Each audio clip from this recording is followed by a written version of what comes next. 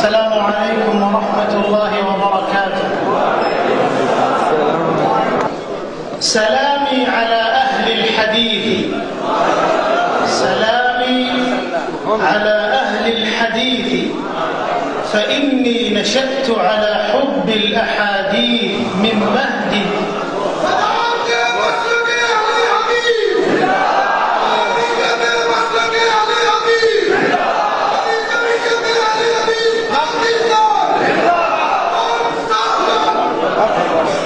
سلامي على أهل الحديث فإنني نشأت على حب الأحاديث من مهدي. هم نشروا في الكون سنة أحمد بلا صدر منهم فيها ولا ود. أيها الإخوة، عزنا وشرفنا وسعادتنا بحب رسول الله صلى الله عليه وسلم وحب سنته والعناية بأحاديثه وآثاره. يقول الإمام أحمد رحمه الله عن الفرقة الناجية: إن لم يكونوا أهل الحديث فلا أدري من.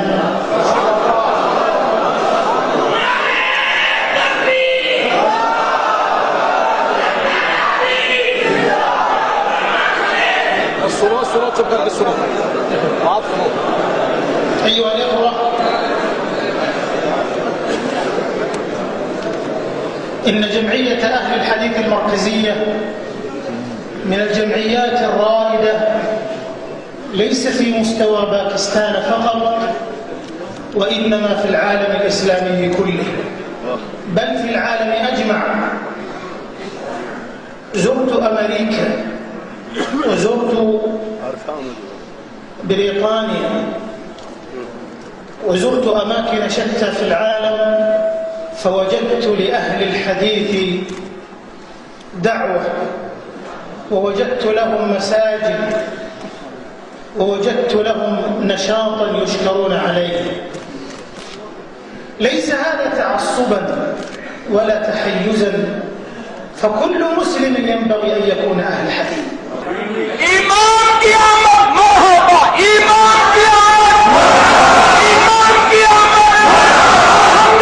نحمده ونصلي على رسوله الكريم، اما بعد.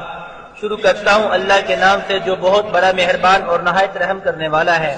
تمام تعریفیں اللہ رب العزت کے لیے ہیں، ہم اسی کی حمد و ثنا بیان کرتے ہیں۔ آج کا یہ کنونشن نہایت محترم اور میرا پسندیدہ پروگرام ہے۔ جناب پروفیسر ساجد میر صاحب، شیخ میاں نعیم صاحب، حافظ عبدالکریم صاحب اور دوسرے مرکزی جمعیت اہل حدیث کے قائدین کرام کی میں بہت قدر کرتا ہوں اور ان کا انتہائی ممنون ہوں۔ میں ان سب کو ام القرآ سے سلام پیش کرتا ہوں۔ وحی کے نزول کی جگہ مکہ مکرمہ کعبہ کے پاس سے سلام پیش کرتا ہوں، جہاں مسلمانوں کا قبلہ ہے، جہاں سے عقیدہ توحید کی ابتدا ہوئی اور مصطفیٰ صلی اللہ علیہ وآلہ وسلم کی دعوت کی ابتدا ہوئی۔ اہل حدیث نبی کے ساتھی ہیں، اگر ان کی ذات کے ساتھی نہ بن سکے تو ان کے سانسوں کے ساتھی تو بن گئے ہیں۔ اہل حدیث پر میرا سلام ہو کہ بچپن سے ہی میری پرورش احادیث کی محبت پر ہوئی ہے۔ ہماری سعادت اور وقار نبی صلی اللہ علیہ وآلہ وسلم اور ان کی سنت سے محبت میں ہے اور ان کی احادیث کو ملحوظ رکھنے میں ہے۔ امام احمد بن حنبل رحمۃ اللہ علیہ نے جب نجات پانے والے فرقہ ناجیہ کا تذکرہ فرمایا تو کہا، اگر وہ اہل حدیث نہیں ہے تو مجھے معلوم نہیں کہ پھر وہ کون لوگ ہیں۔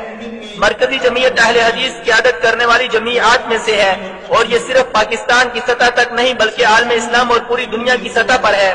میں نے امریکہ، برطانیہ اور دوسرے ممالک کے دورے کیے، ہر جگہ پر اہل حدیث کے مراکز، دعوت اور مساجد موجود ہیں اور دعوتی سرگرمیاں موجود ہیں۔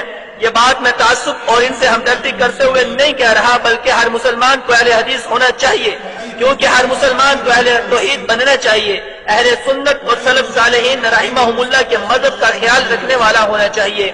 آج جمعیت اہل حدیث امت کی وحدت کی نشانی بن گئی ہے، جب انہوں نے دوسری جماعتوں کے ذمہ داران کو بھی اس کنونشن میں بلایا ہے تاکہ سب ایک امت بن جائے، ہم سب اسلامی جماعت اور دعوت دینے والی جماعت بن جائیں۔ آج امت مسلمہ کو ہر طرف سے چیلنج کا سامنا ہے اور ان کا ایک ہی علاج ہے کہ امت ایک ہو جائے، لیکن اس اتحاد کی بنیاد یہ ہونی چاہیے کہ یہ سب کتاب و سنت کے منہج پر ایک ہو جائے۔ رسول اللہ صلی اللہ علیہ وآلہ وسلم نے فرمایا میں تمہارے درمیان دو ایسی چیزیں چھوڑ کر جا رہا ہوں، اگر تم نے ان کو تھامے رکھا تو کبھی گمراہ نہ ہوگے، وہ ہے اللہ کی کتاب اور میری سنت۔ اور جب رسول اللہ صلی اللہ علیہ وآلہ وسلم نے امت میں فرقہ بندی کی بات کی اور یہ فرمایا کہ سارے فرقے جہنم میں جائیں گے، صرف ایک جنت میں جائے گا، تو ان کی بابت فرمایا کہ یہ وہ گروہ ہوگا جس کا عقیدہ یہ ہوگا جس پر میں ہوں اور میرے صحابہ کرام ہیں، اگر وہ اس پر عمل کرے گا تو جنت میں جائے گا، اور اس امت کے آخر تک اصلاح اسی طرح ہوگی جیسے اس امت کی ابتدا میں ہوئی تھی۔